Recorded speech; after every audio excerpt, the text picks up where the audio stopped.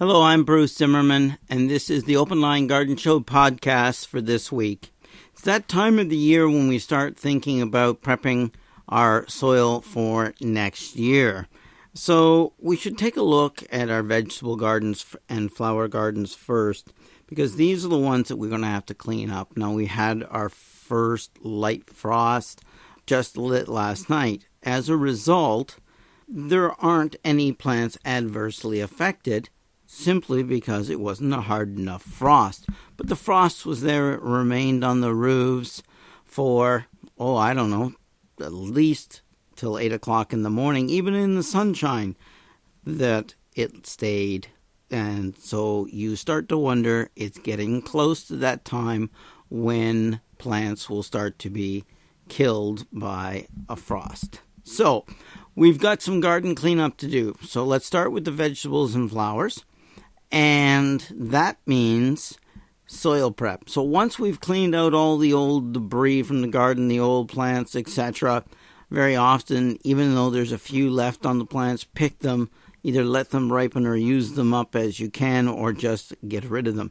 Many of the vegetables and flowers have either bugs, diseases, etc. So very often at this time of year, I do a really good cleanup on those areas.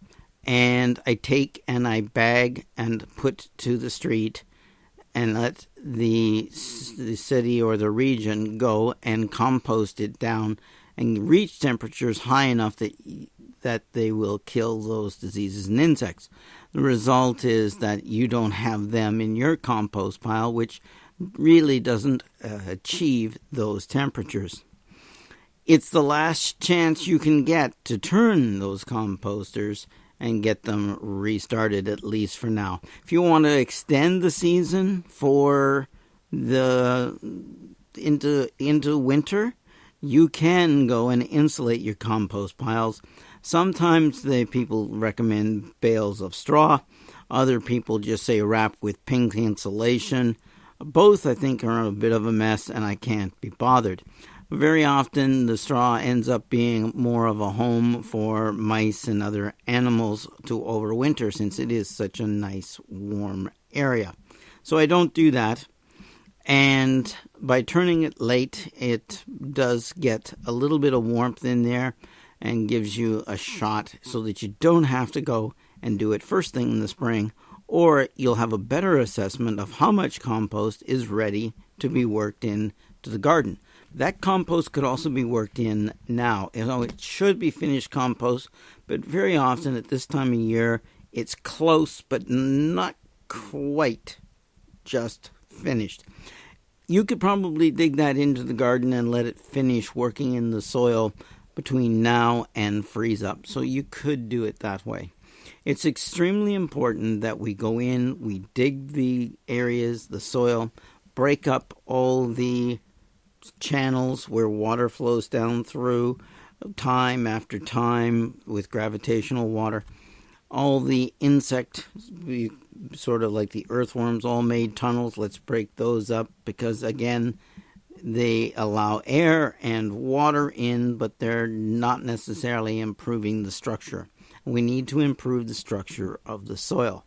And we do that by, digging it all up, breaking up the clumps, we don't want clumps, and adding organic matter. Now, the organic matter can be many things, and it's so important that it is good organic matter, clean compost, peat moss, composted manures, all can be worked in. Now, they can be worked in, but a final layer on the final dig can be put over top and allowed to work its way down as well.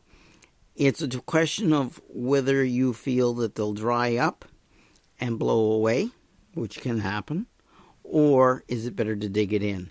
Very often this involves the time of year you're doing it. I mean, if it's very close to that time when the ground is freezing and you're getting crusty, you probably get away with it on top. But if it's early in the season that you're doing this prep and you get some warm weather and wind, etc., very often they will blow away. So, work it in is my preference, and I find that works really well. It doesn't mean that you can't add more first thing in the spring. So choose, maybe both, which is what I do. Now, you want to improve the soil in those areas it's been used up, and that's adding organic matter. And that's important. If you're aerating your lawn, you core aerate your lawn. What do? You pull the cores. If you don't fill those cores holes with organic matter, you may as well throw the money you paid to have it done on the ground and watch it blow away, because it's useless. First rain, the soil slurries, washes into the holes and fills them up. First person walking over there pushes the holes together and they're gone. And the whole purpose of core aerating is to aerate and improve the soil penetration of both air and water and nutrients. So, the kids play on the lawn, you totally defeated the purpose. If the mailman goes across the lawn, if the newspaper boy goes across the lawn, it's the same thing. So be aware, you cutting the lawn compacts the soil. So it is important that you will do that to your turf every 3 to 5 years, depending on the soil type, your environment, and your level of expectations from your lawn. So choose. But what we're really talking about is the improvement of the soil. And by improving the soil, you are going to do a couple things. You're going to allow the nutrients to be held within the structure of the soil. Now, there's many different ways that is happening. One of them is the glues that are produced in the soil. And all these natural glues, or starches, etc., will actually hold the nutrients into the molecule of soils and compost and organic matter, and put them all together and increase the cation exchange capacity. This is extremely important, and it's one of the hardest things to understand when you're teaching soils at the college level, which I did. And sometimes the students just don't put it together.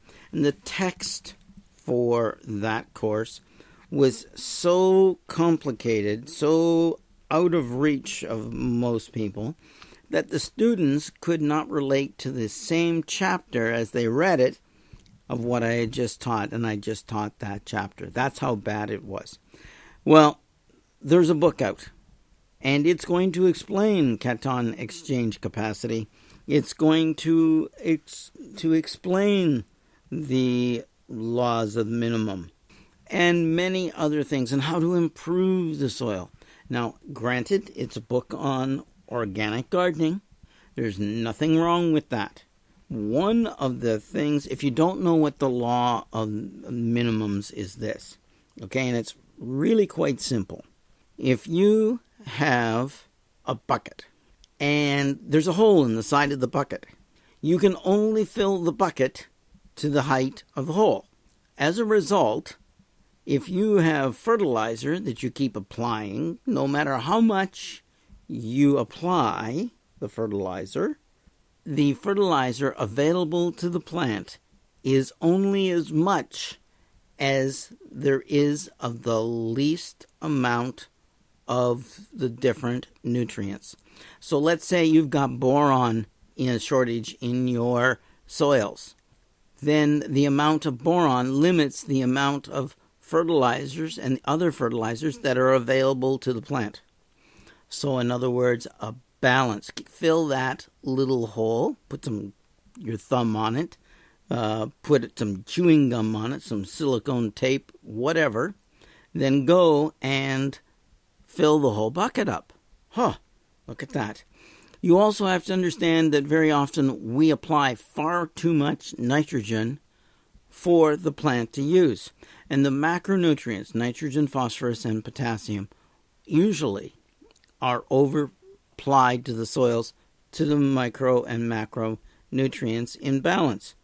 That is the law of minimums, and that explains that. It's in the book that I want you to go and buy. This is one of the best books. I know the author. I should say that up front. He has written many of the best books that I have actually reviewed. No, he does not pay me to say they're great books. They just are. And they're written at a level that you can understand. So, by going, and the one thing, by putting more organic matter in, you are going to create those glues and those molecules. You'll increase the number of sites that the nutrients can be bonded to in the soil. Result is that the nutrients are held within the soil and made available to the plants as it needs it. Otherwise, they just keep going down through, and the gravitational water continues and washes it out, which, by the way, causes the pollution of the water table and our lakes and streams. The excess amount of, particularly of those macronutrients, because we apply too much, is partially because we don't have enough organic matter and enough sites to hold the nutrients within the soil. So those two areas are covered in this book, along with many, many others. You can dig your gardens, you can prepare your turf, but I want you to read this book. I want you to buy this book. Any book by Jeff Lowenfeld should be purchased in any good gardener's library.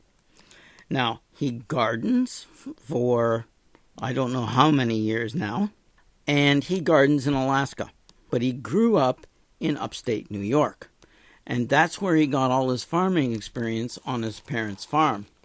It's not like it's not in his blood. I want you to go out. It is published by Timber Press, and look for Jeff Lowenfeld's books, Teeming with Nutrients, or Teeming with Microbes. There is two Teeming with Microbes. One is Teeming with Microbes, and the other is More Teeming with Microbes. You want to buy the second book. It's newer. It'll cost you a little more. It's easier to find than the old one, but it covers more and some of the newer things and newer information that has evolved since he published the first one. And hasn't been that long since he published the first one. So I want you to go out and get this from Timber Press, even if you have to order it from your local bookstore, pick it up at your library if you have to. But this is a book you need to put into your library. And I will be putting this into my library because I wish I had this book when I was trying to teach soils to my college students, because this book made it understandable. And it isn't going to make you a genius on soils, but it's going to come darn close, because it explains simply things that you never heard of, some of the things you can't even pronounce, but it's going to make it easier for you to understand mycorrhiza fungi, liquid kelp. It's going to make you understand the laws of minimum, cation, ion, capacity, and exchange. The exchange is the availability, where one of the nutrients with a stronger charge kicks off the other one, okay, with a weaker charge. It's all explained. Sounds complicated, but it's not in this book. So please, Jeff Lowenfeld's book, Teeming with Nutrients, is a book to be purchased by each and every gardener out there, because it'll help you so much to understand why you need to add organic matter to the soil and the benefits and the results that you're going to get, and the improvement of your fruits, vegetables, flowers, plants, trees, shrubs. All living plant material will benefit from this. And as we all know, the better the plants do, the better they look after the environment, and it's the environment that we live in. Very, very important that you realize that. So, be a good gardener, be a good steward of the earth, and read the book and follow it in your own home garden. Teaming with Nutrients, Jeff Lowenfeld from Timber Press. Well worth the money. And I'm not even going to tell you how much. It's well worth the money. I'm Bruce Zimmerman. This is the Open Line Garden Show podcast for this week.